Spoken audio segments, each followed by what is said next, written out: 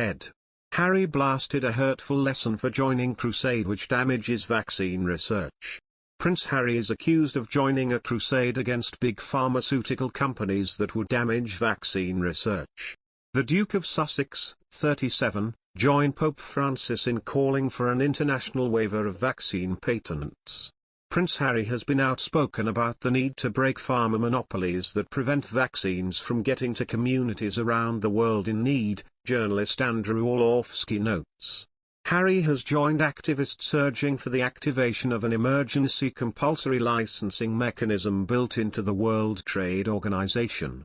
They believe this will assist in allowing copies of vaccine products to be manufactured anywhere in the world. However, investigative journalist Mr. Orlowski, writing in the Daily Telegraph, said, "The Duke of Sussex has joined a pious crusade that would damage vaccine research. Removing patents will do little to help the world's poorest become vaccinated, contrary to Prince Harry's belief." Mr. Orlowski suggests, the problem with the high-status assault on intellectual property, IP, is that it fails to suggest a convincing alternative system to such rights, which today provide the incentives that deliver billions of investment to researchers. The Bureau of Investigative Journalism claimed to have found big pharmaceutical demands that led to a 3-month delay in vaccine deals being agreed upon. Their research, as noted by Mr. Orlowski, suggested that for Argentina and Brazil, no national deals were agreed at all. Unfortunately, Mr. Orlowski sees no alternative to the current intellectual, IP, property monopoly. He added, if the IP monopoly disappeared overnight, the poor wouldn't be getting more jabs. Most countries either don't have the facilities to manufacture them, can't distribute them safely to remote areas, or lack the skills to administer them, or all three. Speaking at a recent UN AIDS event on World AIDS Day, Prince Harry said that vaccinating the world was a test of our moral character.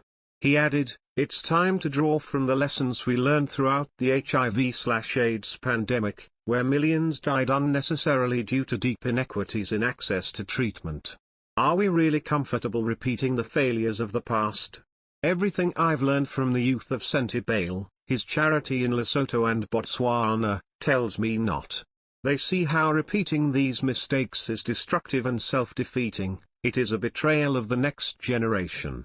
Recently, Prince Harry has spoken in support of all those people who have quit their jobs amid the pandemic, especially if it has negatively impacted their mental health. The Duke of Sussex spoke within an interview with Fast Company about his new role as Chief Impact Officer at Better Up, where he was asked to weigh in about how the company has adapted to address workplace trends during the pandemic, which includes burnout and job resignations. While on the surface it looks like these last couple of years brought all these issues to the foreground, the reality is these struggles and issues have been brewing for quite some time, Harry replied. We're just at the beginning of the mental health awakening.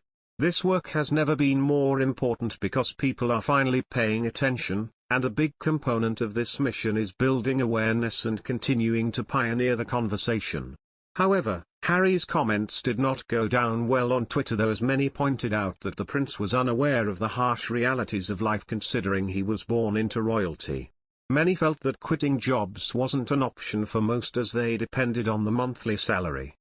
Calling Harry tone-deaf, several users on Twitter spoke about how he was speaking from a position of privilege. During the interview, Harry also revealed that he's using his new position at the company to help another group close to his heart, war veterans. We'll be working more with service members, veterans and their families. I can't share the specifics just yet, but we'll be working with a collection of government and non-profit groups, offering resources to service personnel who are struggling, by addressing their issues at the root cause, Harry explained.